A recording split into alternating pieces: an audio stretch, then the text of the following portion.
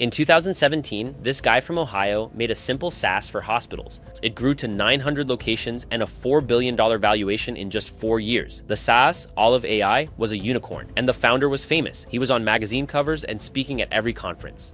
But then, in October 2023, the whole thing collapsed and Olive AI filed for bankruptcy.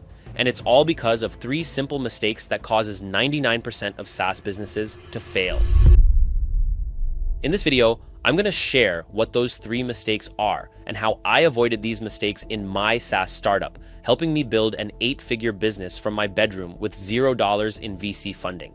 And if you don't know me, my name is Will Cannon, the founder of Uplead, a B2B prospecting tool that's made over $30 million. So let's dive in and start with mistake number 1. When Olive AI launched, they followed the normal startup advice.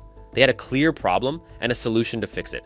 Customers were signing up, and everyone in Silicon Valley was talking because they were growing so fast. But when the VC money came in, Sean, the founder, started expanding in every direction, which is the first mistake I see so many founders make, and it completely destroys their chances at success. Rather than focusing on one problem, so many founders quickly start to make new features or even new products in new markets with new promises to new customers. For example, Olive AI launched a venture studio to fund other healthcare startups.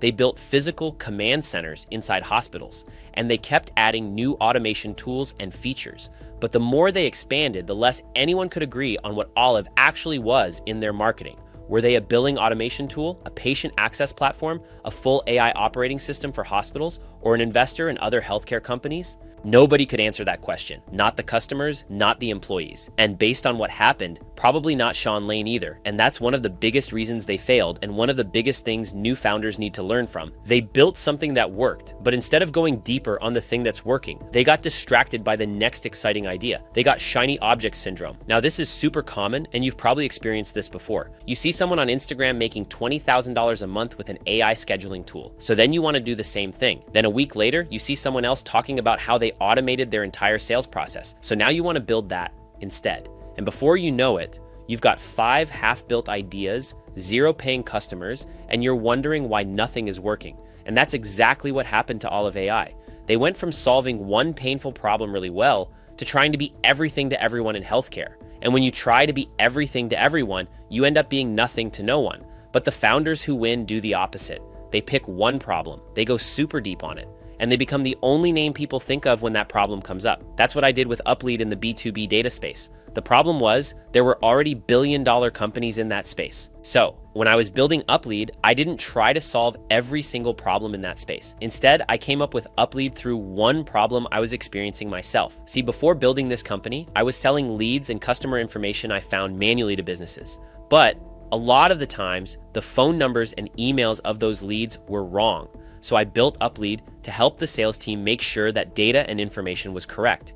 Now, there was competition already in that space. So what I did was I found where other companies were falling short, and I did it better. I went through every competitor review I could find online, especially the negative ones, and built Uplead around exactly what those tools were missing. In this case, it started with having correct lead information and the cost of the other tools. So my wife and I literally sat in our garage and started building a version of what already worked, but better and more affordable compared to all the big players. That was it, and it made me $30 million without ever raising any outside money. The next reason why Olive AI failed is so common that it makes me sick to my stomach. See, before Olive raised $900 million and had 900 customers, Sean was giving away free trials, and he used those free adoption numbers to go raise money from investors. So when investors saw 900 hospitals using Olive, they thought the product was validated, but it actually wasn't. Because those hospitals weren't paying customers. They were on a free trial, which is mistake number 2 to avoid when building your SaaS. Offering free trials, because there's a massive difference between someone using your product because it costs nothing and someone paying for it every single month because they actually need it. On top of that, Sean later admitted that Olive pivoted its business model 27 times before settling on what it eventually became. And that's what happens when you never validate properly from day one.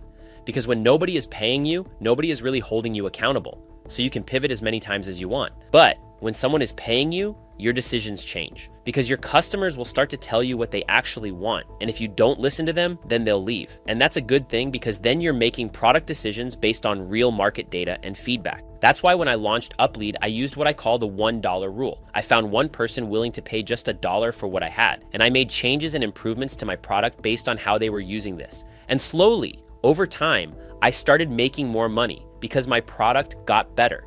But what's funny is when I got started, I didn't even have a proper website. Compared to a ton of other people who spend weeks building a website, my first site was drawn by hand by my wife on a small piece of paper, and it's what we still use today. But by doing this, I was able to focus on selling my product, and it worked. I sold 23 subscriptions for Uplead before it even existed. And this helped me do two things. First, it validated my idea because I now knew that problem was real and people were willing to pay for it. So it was a business worth building. And secondly, and most importantly, customers were now invested and they wanted me to succeed because they put money on the line. So they gave me a ton of feedback. Now, if you need help getting customers for your business, my team and I built a fully done-for-you outbound system for B2B companies. It includes targeting, infrastructure, copywriting, deliverability, follow-up, and booking qualified meetings directly onto your calendar. So if you want help implementing this for your company, check out Outbound Pilot at the link in the description. Now, there's still one more mistake that so many startup founders make, and it's probably the easiest one to make if you're just getting started.